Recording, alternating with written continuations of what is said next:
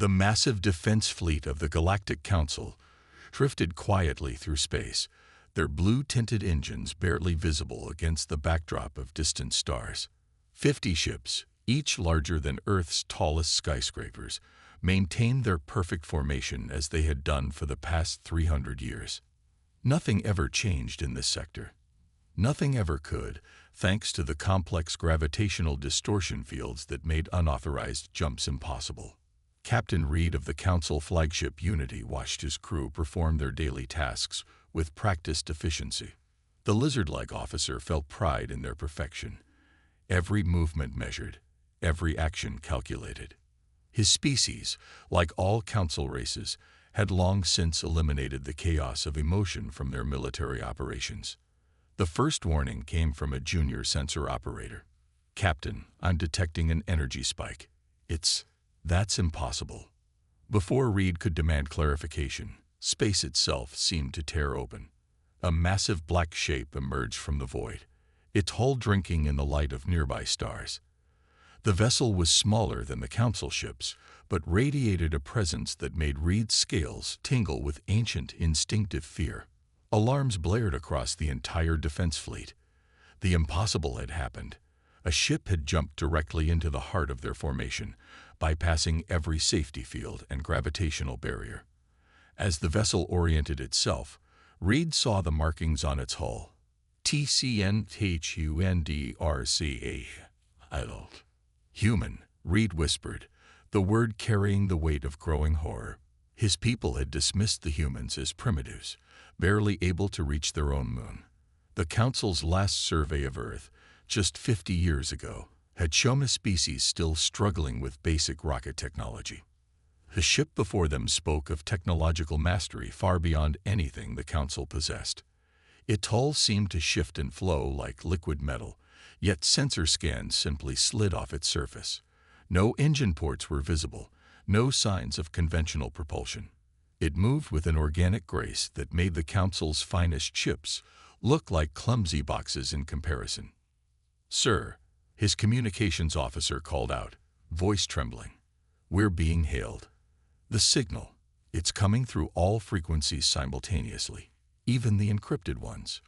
Reed straightened his uniform, mandibles clicking with nervous energy. "Put it through." The holographic display activated, showing a human male in a dark uniform. His face bore the marks of age. Another confusing choice, as Council species had long since eliminated such inefficiencies. But there was something in those aged eyes that made Reed deeply uncomfortable. "This is Admiral Smith of the Terran Commonwealth Navy vessel Thunderchild," the human said, his voice carrying neither pride nor aggression. Just simple statement of fact.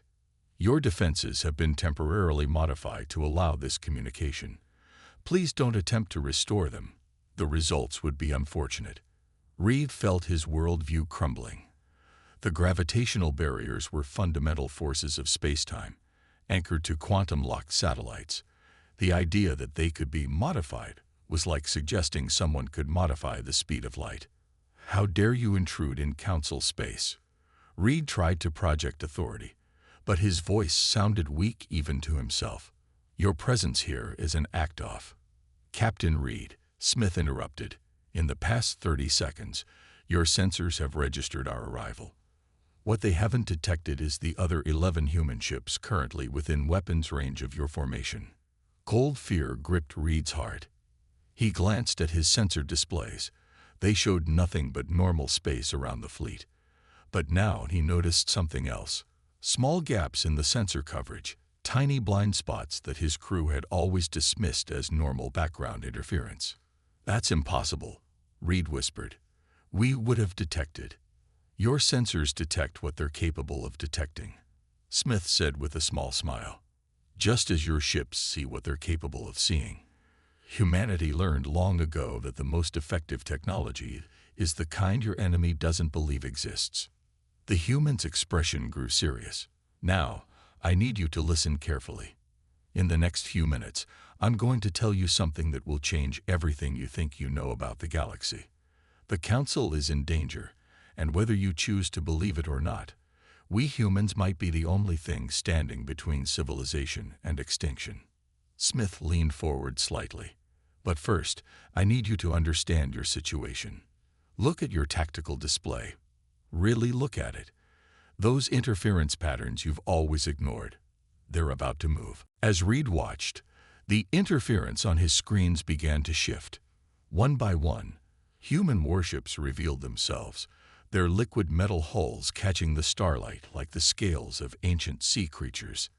In perfect, terrible silence, the Council's mighty defense fleet found itself surrounded by shadows they had never known existed. The Council chamber erupted into chaos as the emergency transmission from Captain Reed reached them. The 7 members of the High Council watched the footage of the human ships with a mix of disbelief and growing fear. The Grand Speaker, a tall insectoid being, raised all 4 arms for silence. "This must be some kind of trick," he declared, his metallic voice echoing through the chamber. "Humans are primitive. Their ships cannot." The chamber's main display activated without warning. Admiral Smith's weathered face appeared before them, his image crystal clear despite the Council's best encryption. "Honorable members of the High Council," he said, "I apologize for the intrusion, but time is not on our side." The Grand Speaker's antenna twitched in anger. "How dare you breach our most secure?" 16 hours ago, Smith continued as if he hadn't heard the interruption. "Our deep space sensors detected a massive quantum wake approaching from the galactic core. The swarm has finally decided to move on your territories." The chamber grew silent. One of the Council members, a being of pure energy contained in a crystalline shell, floated forward. "The swarm is a myth, a story used to frighten children." Smith's expression hardened. "The swarm is very real. Humanity has been fighting them in secret for the past 30 years. We've lost colonies, ships, and good people keeping them away from populated space. But now they're coming in force, and we can't stop them alone." The display split into multiple screens, showing footage that made several Council members step back in horror. Massive organic ships, each one looking like a twisted combination of flesh and metal, devouring entire stations. Weapons fire simply disappeared into their hulls. Conventional shields melted away under their attack. "This footage," Smith continued, "was taken 3 weeks ago at our mining outpost in the Carina Arm. We lost 4,000 people buying time for the evacuation ships to escape. The swarm doesn't negotiate. They don't take prisoners. They consume everything in their path and use it to make more of themselves." The Grand Speaker's voice trembled slightly. "If what you say is true, why have you hidden this from us? The Council oversees all major threats to galactic peace." A small, tired smile crossed Smith's face. "Because, honored Speaker, your response to any problem is to form a committee to study it. The swarm would have consumed half the galaxy while you were still drafting the meeting agenda." He pressed a button, and new data filled the Council's screens. Star charts, tactical analyses, and combat reports scrolled past faster than most could read. Humanity chose to act rather than talk. "We built ships that could fight the swarm. We developed weapons that could hurt them. We scattered our forces throughout the galaxy, hiding in plain sight while we fought a war none of you knew about. The energy being pulsed with agitation. Impossible. Our sensors would have detected." "Your sensors," Smith interrupted again, "are based on principles that were outdated a century ago. Humanity learned to hide from the swarm by necessity. Hiding from the Council's technology was child's play in comparison." New alarms began blaring throughout the chamber. The Council's long-range detection grid was picking up massive disturbances. The Grand Speaker's aide rushed in with a data pad, his 3 hands shaking as he handed it over. "The human speaks the truth," the Grand Speaker said, his voice barely a whisper. "Our outer sensors are detecting something massive approaching. Our computers cannot even process the scale of it." Smith nodded grimly. "The swarm travels as one body until it finds prey. Then it breaks into millions of smaller ships, each one capable of consuming a medium-sized moon. You have perhaps 2 days before they reach your outer colonies. What can we do? The question came from the youngest council member, her blue scales reflecting the emergency lights. Accept our help, Smith said simply. The Thunderchild and our other ships carry weapons specifically designed to fight the swarm. We can protect your worlds, but you need to trust us. And more importantly, you need to learn to fight the way we do. The council members looked at each other in confusion. The Grand Speaker stepped forward. What do you mean, fight as you do? Smith's eyes held a hint of both amusement and sadness. The swarm adapts to any pattern it encounters. The Council's military operates on strict protocols and procedures. That's why you would lose. But humans, we're chaos incarnate. We're unpredictable. We're everything the swarm can't process. He smiled. And now, honored members of the Council, we're going to teach you how to be unpredictable too. The Council's top scientists gathered in the observation deck of the Unity, their eyes fixed on the Thunderchild floating nearby. The human warship had agreed to a detailed inspection, though Admiral Smith's smile suggested he knew something they didn't. Professor Banks, the human technical liaison, stood before the gathered experts. Unlike Smith, she was young, but her eyes held the same unsettling confidence. Let's start with the basics, she said, touching a control on her wrist. The Thunderchild's outer hull suddenly became transparent. Several scientists gasped. The ship's internal structure defied everything they knew about engineering. Instead of the rigid framework they expected, they saw what looked like flowing rivers of metal, pulsing with strange energy. The hull is quantum-locked, Banks explained, using simple terms. It exists in multiple states at once. When something hits it, the hull has already moved out of the way before the impact happens. It's like trying to punch someone who can see 2 seconds into the future. One of the council scientists, his robotic body humming with calculation, stepped forward. Quantum locking on this scale is impossible. The energy requirements alone would be massive if you used conventional power sources. Banks finished for him. She gestured to the glowing streams of energy flowing through the ship. We don't. Each of those channels contains thousands of human minds, temporarily uploaded into pure energy state. They maintain the quantum field through shared consciousness. Horror spread through the gathered scientists. The insectoid researcher clicked her mandibles rapidly. You turn your people into energy. Banks shook her head. They volunteer. 4-hour shifts, then back to their bodies.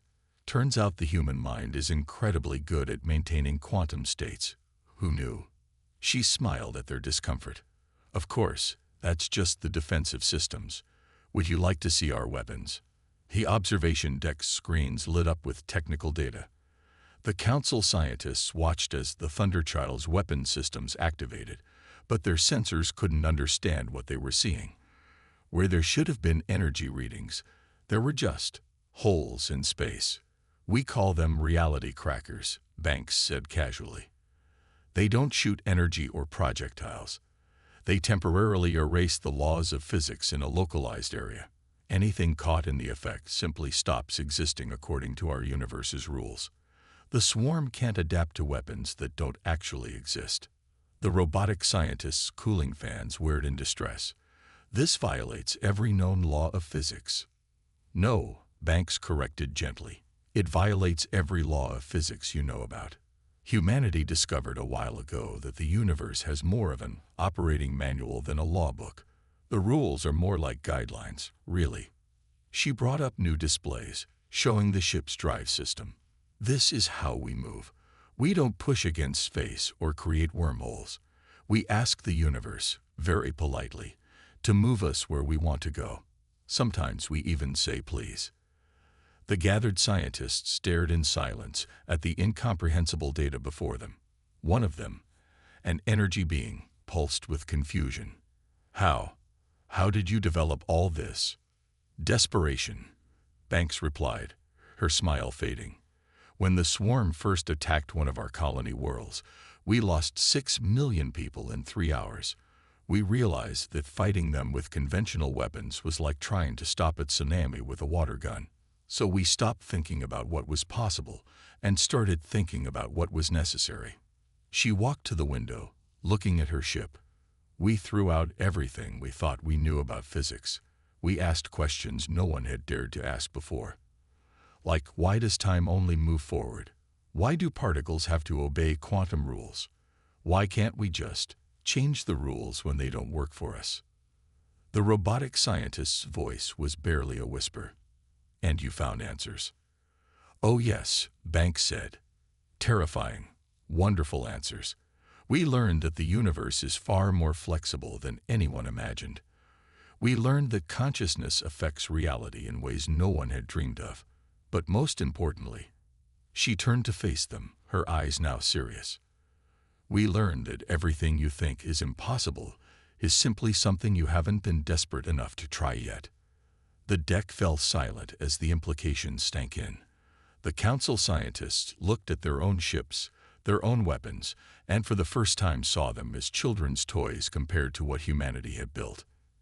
Now, Banks said, her voice gentle but firm, let's talk about how we're going to teach you to do the impossible too. Because trust me, when the swarm arrives, you're going to need every impossible thing we can give you. The alarms across New Haven Colony screamed as the swarm emerged from hyperspace. 30 council ships formed a defensive line around the colony's outer orbit, their weapons charged and ready. Behind them, the Thunderchild waited alone, a dark shadow against the stars. Enemy vessels approaching, the council fleet commander announced, his crystalline form pulsing with nervous energy. By the stars, there are thousands of them. The swarm ships looked like twisted nightmares. Each one was different, made from the remains of consumed civilizations. Metal and flesh merged together in impossible ways. Some were as large as small moons, others no bigger than fighter craft. They moved like a cloud of hungry insects, their very presence distorting the space around them. Hold position. Admiral Smith's calm voice came through the command channel. Let them make the first move. Show them what your ships can do. The council fleet opened fire.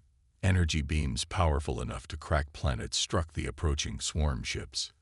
For a moment, hope flared, then died. The swarm's shields simply absorbed the attacks, growing stronger with each hit. Impossible, the commander shouted. Our weapons, they're making them stronger. Pull your ships back, Smith ordered. You've shown them what doesn't work. Now watch what does. The Thunderchild moved forward, its liquid metal hull rippling like dark water. The swarm ships turned toward it, attracted by the new threat. The first waves surrounded the human vessel, their biomechanical weapons charging. Now, Smith said quietly. Reality itself seemed to scream. Where the Thunderchild fired, space simply stopped existing. Swarm ships didn't explode or break apart. They simply ceased to be, leaving behind nothing but empty void. The human ship moved like a dancer, each motion flowing into the next, never following the same pattern twice. Their shields, the council commander whispered. How are you bypassing them? Can't shield against something that erases the laws of physics, Smith replied, a hint of grim satisfaction in his voice. But watch closely. They're about to adapt. The remaining swarm ships pulled back, their forms shifting and changing. New weapons grew from their hulls, copying the strange distortions they'd witnessed. They fired at the Thunderchild, expecting to see the human ship vanish. Instead, the attacks passed through empty space. The Thunderchild was somehow in 3 places at once, then nowhere, then everywhere. Its quantum-locked hull didn't just dodge the attacks. It made the very concept of hitting impossible. Time for the real lesson, Smith announced. Lieutenant, show them pattern beta. The Thunderchild's hull began to glow with impossible colors. The quantum field around it expanded, touching the nearby swarm ships. For a moment, nothing seemed to happen. Then the swarm vessels began to break apart, not from damage, but because they forgot how to hold themselves together. The swarm adapts to patterns, Smith explained as his ship danced through the chaos. So we don't use patterns. Each attack is random, guided by human consciousness. They can't adapt to what we're going to do because even we don't know until we do it. The Council fleet watched in awe as one human ship tore through the swarm like a hot knife through butter. Where their most powerful weapons had failed, the Thunderchild succeeded by breaking the very rules of combat. But they're learning, the commander noted, watching the remaining swarm ships pull back and regroup. They're already moving differently. Of course they are, Smith agreed. That's why we have to end this quickly. All hands. Execute Jump Zero protocol. The Thunderchild suddenly split into 5 identical copies, each one as real as the original. The swarm ships froze, their sensors unable to determine which was real. All 5 versions of the human ship fired at once, their reality-cracking weapons tearing holes in space itself. When the light faded, the remaining swarm ships were gone. Not destroyed, simply gone, as if they'd never existed. The Thunderchild reformed into a single vessel, its hull rippling as it cooled down. That, Smith said into the stunned silence, was just one ship. Imagine what a fleet of us can do. But first, your people need to learn how to think like us, how to embrace chaos as a weapon. Because the swarm you just saw, that was their scouting party. The real invasion hasn't even begun. The Council commander looked at his own fleet, at their neat formations and predictable tactics, and finally understood just how unprepared they truly were. The training hall aboard the Council station hummed with nervous energy as 200 alien officers watched the human instructor pace before them. The instructor, a battle-scarred veteran named Jones, stopped at the center of the room and picked up what looked like a simple rubber ball. Your problem, he said, bouncing the ball, isn't that you're bad fighters. It's that you're too perfect. He threw the ball at random into the crowd. A Council officer caught it smoothly, his robotic arms calculating the exact trajectory. See that? Jones pointed. You caught it perfectly. Every time I throw that ball, you'll catch it perfectly. And that's exactly why you'll lose against the swarm. The Council officers looked at each other in confusion. One of them, a crystalline being, raised her hand. But perfect execution of combat maneuvers is the foundation of military doctrine. Jones smiled. Which is why the swarm beats you every time. They adapt to perfection. They can't adapt to this. He grabbed the ball and threw it at the wall. It bounced in an impossible pattern, ricocheting off 6 different surfaces before landing perfectly in his hand. They can't adapt to chaos. He pressed a button, and a hologram appeared showing the Thunderchild's battle with the swarm. Watch our ship. There's no pattern. Each move is random, guided by human intuition. We don't plan our attacks. We feel them. A tall insectoid officer clicked his mandibles in frustration. But how can we coordinate without patterns? How can we fight without plans? The same way humans dance. Another instructor, Walker, stepped forward. She waved her hand, and music filled the room. Dancing isn't about memorizing steps. It's about feeling the rhythm and responding to your partner. Combat should be the same way. She gestured to the Thunderchild's movements in the hologram. Our ship doesn't follow programming. It follows the combined intuition of 1,000 human minds, each adding their own chaos to the mix. The swarm can't predict us because we don't even predict ourselves. The room erupted in protests. A Council admiral raised his voice above the others. This is madness. You cannot fight a war on intuition. Actually, Jones said quietly, that's exactly how we've survived. The swarm destroyed every civilization that fought them with logic and patterns. But humans, we're walking chaos. We make decisions based on hunches. We succeed when we should fail. We win when victory is impossible. And now, we're going to teach you how to do the same. He pressed another button. The floor of the training hall transformed into a swirling pattern of lights. Step 1. Forget everything you know about combat. Your perfect formations. Forget them. Your calculated firing solutions. Throw them away. Today, you're going to learn to dance. The council officers watched in bewilderment as Walker began to move across the light patterns. Her steps seemed random, but each one triggered different responses in the floor. Lights followed her, created patterns, then broke them just as quickly. The key, she explained, still moving, is to stop thinking and start feeling. The swarm expects logic. Give them poetry instead. Give them art. Give them the beautiful chaos that every human carries inside. For hours, the council officers tried to follow. They stumbled, fell, and failed. Their logical minds rebelled against the concept of fighting without patterns. But slowly, very slowly, something began to change. A young lizard-like officer suddenly got it. His movements became fluid, unpredictable. The lights followed him in a dance that could not be calculated. Others began to follow, breaking free from their rigid training. Jones watched with satisfaction. Now you're getting it. This is just the beginning. Next, we'll teach you how to link your minds together, how to share consciousness with your ships. You'll learn to bend reality not through technology, but through the power of pure chaos. He looked at the hologram of the swarm ships. They think they can adapt to anything. But they've never faced beings who can break their own patterns, who can rewrite their own rules. They've never faced humans. And now, he smiled at the practicing officers. They'll never know which of you have learned to think like us.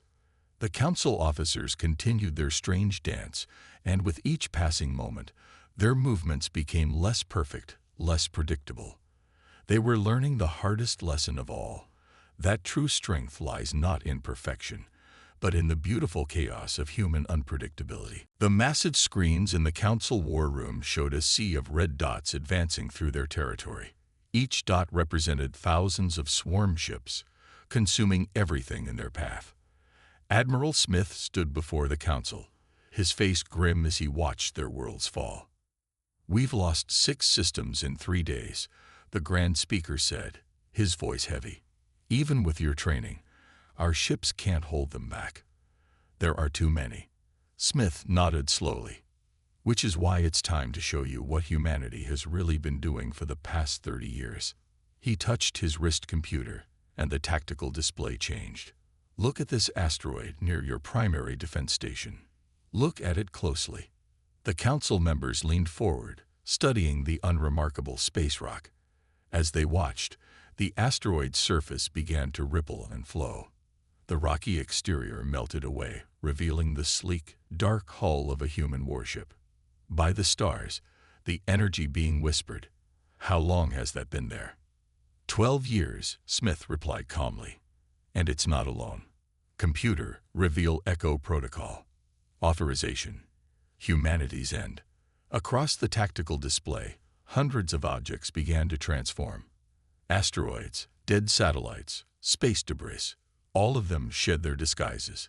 Human warships appeared everywhere, their liquid metal hulls drinking in the starlight.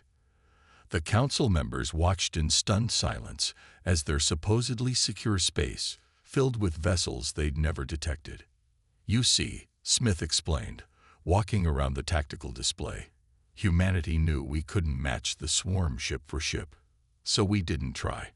Instead, we hid our fleet throughout the galaxy, disguising them as natural phenomena. Each ship has been sleeping, waiting for this moment." The robotic council members' cooling fans whirred in distress. "How many?" 2,000 ships, Smith said, each one carrying the same technology as the Thunderchild. Each one crewed by volunteers who've spent years in suspended animation, their minds linked to their vessels. We called it Operation Sleeping Giant. New data streamed across the screens as the hidden fleet powered up. The ships were positioned perfectly, behind the swarm, above them, below them. Some had been hiding inside gas giants, others in the coronas of stars, places no one would think to look. "This is impossible," the Grand Speaker protested. "The energy signatures alone can't be detected if they don't exist," Smith finished. "Our ships don't just hide their energy signatures, they hide the very concept of their existence. As far as the universe is concerned, they simply weren't there until this moment." The tactical display updated again, showing the true scale of humanity's preparation.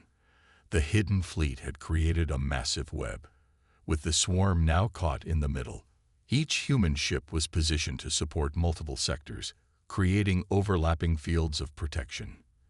Your people wondered why we shared our technology so freely, Smith continued. Why we trained your crews in our methods. The answer is simple. We needed you to be ready for this moment. Your ships will be the anvil, and our hidden fleet will be the hammer. The council members watched as the human ships began to move.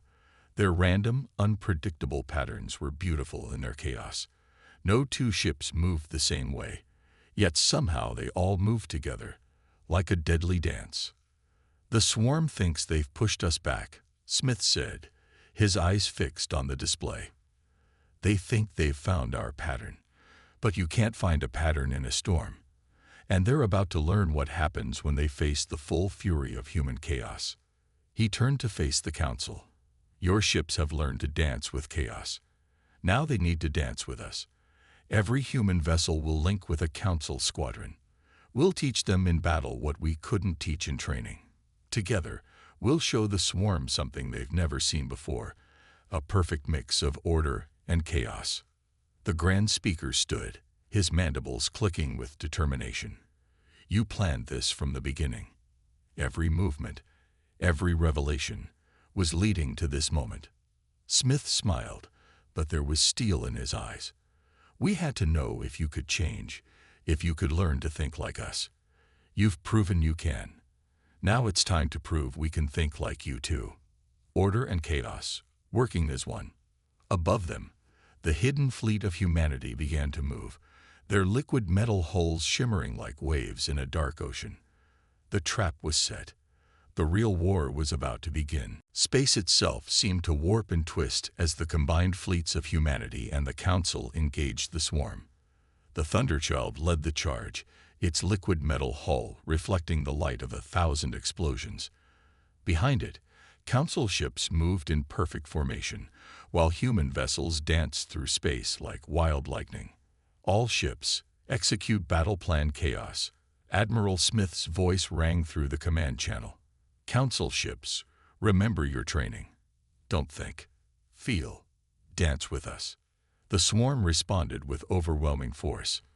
Millions of biomechanical ships filled space like a dark cloud, their weapons tearing holes in reality. But something was different now. Where before they had easily adapted to attacks, now they faced something unprecedented. Perfect order and pure chaos working as one. From his command chair, Smith watched the battle unfold. Now you see why we hid for so long, he said to the council commander beside him. We needed them to think they understood us, to think they could predict us. Pride is their weakness, just as it was yours. The council ships moved in precise formations, their energy weapons creating patterns of light that drew the swarm's attention. The alien ships adjusted, ready to absorb and adapt. But they didn't see the real threat. Human ships hiding in the light patterns themselves, their quantum-locked hulls bending reality around them. Now, Smith ordered, Pattern Break Alpha. The council ships scattered in perfect synchronization. In the spaces between them, human vessels appeared from nowhere, their reality-cracking weapons firing from impossible angles. The swarm ships tried to adapt, but each human attack came from a different set of physical laws. They're learning, the council commander warned, watching the swarm shift and change. Their adaptation is accelerating. Smith smiled. Exactly what we wanted. All ships, initiate consciousness link. Show them what human chaos really means. Across the battlefield, human crews merged their minds with their ships, just as they had trained the council crews to do. But this time, they linked with each other as well. Thousands of human minds connected, each adding their own touch of chaos to the mix. The swarm froze for a moment, their adaptive algorithms struggling to process what they were seeing. Each human ship was now moving in ways that defied physics itself. Some existed in multiple places at once. Others moved backward through time. A few simply ignored the concept of space altogether. You see, Smith explained as the battle raged, the swarm adapts by finding patterns. But how do you find a pattern in the combined chaos of 10,000 human minds, each thinking differently, each adding their own impossibility to the mix? The council ships pressed their attack, their crews finally understanding. They weren't trying to be humans. They were being themselves, but with human unpredictability woven into their actions. Order and chaos, dancing together in perfect discord. The swarm began to break apart. Their ships collided with each other as they tried to adapt to attacks that followed no logic. Some simply disappeared, their adaptive programming failing catastrophically as they tried to comprehend the incomprehensible. All ships, Smith called out, final attack pattern. Show them everything. The Thunderchild charged forward, splitting into multiple quantum states. Around it, human ships began to vibrate at frequencies that shouldn't exist. Council vessels moved in formations that created impossible geometries. Together, they wove a web of chaos so complete that space itself seemed to shudder. In the heart of the swarm fleet, reality cracked. The adaptive ships tried to match what they were seeing, but there was nothing to match. You can't adapt to chaos itself. One by one, then in hundreds, then thousands, the swarm ships began to fail. Some exploded, others imploded. Many simply ceased to exist as their programming gave up trying to understand what it was seeing. The few that survived began to retreat, their collective consciousness finally learning a lesson. Some things cannot be adapted to. Some things cannot be predicted or understood. As the last swarm ships fled, Smith turned to the council commander. And that, he said quietly, is why humanity hid for so long. We didn't just build weapons to fight the swarm. We became the weapon. Chaos incarnate, wrapped in ships of liquid metal and quantum dreams. The commander looked out at the battlefield, where human and council ships now floated together in victory. You've changed everything, he said. The galaxy will never be the same. Smith nodded, watching his fleet reform from their quantum states. That was always the plan. The swarm taught us that evolution through adversity creates strength. Now it's your turn to evolve. The age of perfect order is over. The time of beautiful chaos has begun.